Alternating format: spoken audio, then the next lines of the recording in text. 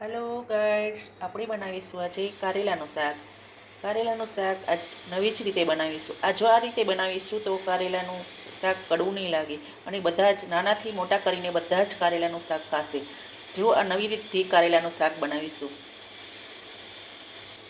કારેલાને 2-3 પાણીએ મેં ધોઈ લીધા છે. ધોઈને અને કપડેથી લૂછી અને આપણે એને ગોળ આકાર કટિંગ કરીશું. કારેલાની માથેથી છાલ ઉતારવાની નથી, એમનેમ જ કટિંગ કરવાનું છે. ધોઈને સીધા લૂસી અને કટિંગ કરવાનું છે. જો આ રીતે કટિંગ કરી લેવાનું છે. ગોળ ગોળ રીંગું કરી લેવાની છે, તેમાંથી બિયા કાઢી લેવાના છે.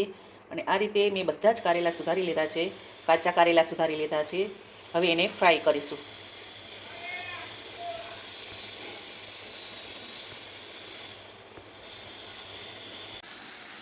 જો કાચા કારેલાને આ રીતે તળી લેવાના છે. ધીમા તાપે સરસ મજાના તળી લેવાના છે. કાચા કારેલા છાલ ઉતાર્યા વિનાના આવી રીંગું કરી એના અંદરથી બિયા કાઢી અને આ કારેલાને તળી લેવાના છે. તળી લેશો એટલે એનું કડવાશ સાવ દૂર થઈ જશે. કારેલાનું શાક એટલું સરસ બનશે કે એનું કડવાશ જતી રહેશે. આમાં સૌથી પહેલાં આપણે કાજુ તરી લઈશું. એમાં કાજુ નાખવાના છે. આખા ટુકડા હોય તો ટુકડા કાજુ તરી લેવાના છે. પહેલાં આવી રીતે કાજુ તરાઈ ગયા છે સરસ મજાના.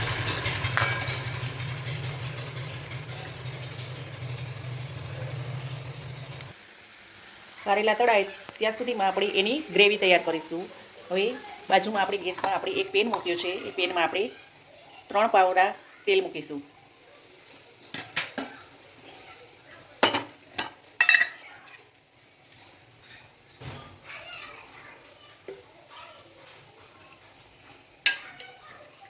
ત્રણ પાવડા તેલ મૂકીશું. હવે એનો વઘાર કરીશું.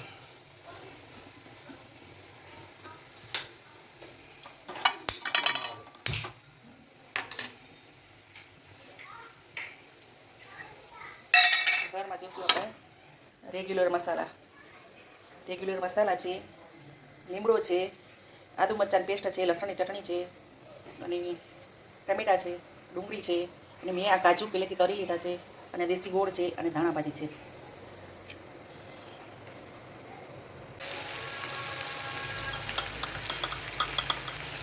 અડધી ચમચી નાખીશું હળદર, 2 ચમચી નાખીશું કાશ્મીરી મરચું અને 1 મોટી ચમચી નાખીશું ધાણા જીરું અને દેશી ગોળ નાખીશું. હવે બધું મિક્સ કરી લઈશું સરસ મજાનું. ડુંગળી અને ટમેટું સરસ મજાનું ગળી ગયું છે. હવે એ બધું મિક્સ કરી લઈશું.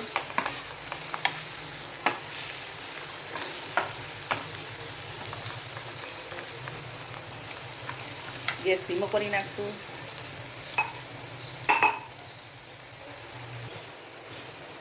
એમાં થોડું પાણી ઉમેરીશું. પાણી ઉમેરવાથી થોડી ગ્રેવી થશે, ગ્રેવી સરસ થશે. માથે તેલ ફૂટે ત્યાં સુધી એને 2 મિનિટ સુધી રહેવા દેશું.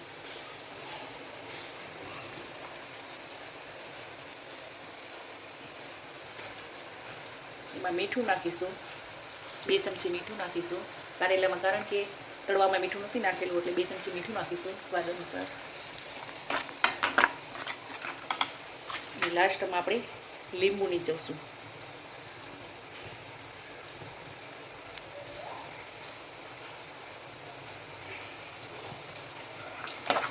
જો સરસ મજાનું તેલ ફૂટી નીકળ્યું છે. હવે આપણે આ ગ્રેવી તૈયાર છે. જો સરસ મજાનું તેલ ફૂટી નીકળ્યું છે અને શાકની ગ્રેવી તૈયાર છે સરસ મજાનું. આવી ગ્રેવી કરવાની છે. હવે એમાં નાખીશું કાજુ ફ્રાય કરેલા છે. કાજુ નાખીશું. હવે જોશું આપણે આપણા કારેલા તળાઈ ગયા છે કે નહીં. કારેલા બરાબર તળાઈ ગયા છે આપણે ચેક કરી લેવાના છે. આવી રીતે જોઈ લેવાનું છે કે આ જો સોફ્ટ થઈ ગયા છે, કારેલા તળાઈ ગયા છે અને સરસ મજાના સોફ્ટ થઈ ગયા છે. તો કારેલા આપણે કાઢી લઈશું અને ગ્રેવીમાં નાખી દઈશું. જો કારેલા તળાઈ ગયા છે અને હવે આ ગ્રેવીમાં મિક્સ કરી દઈશું. આ રીતે મિક્સ કરી દઈશું. સરસ મજાના કારેલા, કાજુ અને ગ્રેવી ત્રણેય સરસ મજાના મિક્સ કરી દઈશું અને 2 મિનિટ રહેવા દઈશું એટલે સરસ મિક્સ થઈ જશે. આ કારેલાનું શાક ખાશો તો જરાય પણ કડવું નહીં લાગે. નાના મોટા સૌ આ કારેલાનું શાક ખાશે. હવે જો તેલ ફૂટી નીકળ્યું છે. હવે એક બાઉલમાં આપણે કાઢી લેશું.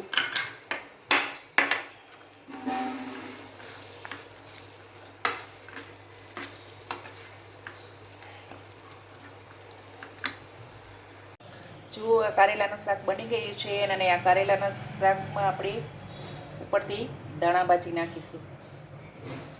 સરસ મજાનું આ કારેલાનું શાક તૈયાર થઈ ગયું છે. કારેલાનું શાક ખાતા જ તમને એમ નહીં લાગે કે આ કારેલાનું શાક છે. જરાય પણ કડવાશ નહીં લાગે. આ કારેલાનું શાક એકદમ સરસ ગ્રેવીવાળું અને જરાય પણ કડવું નહીં લાગે.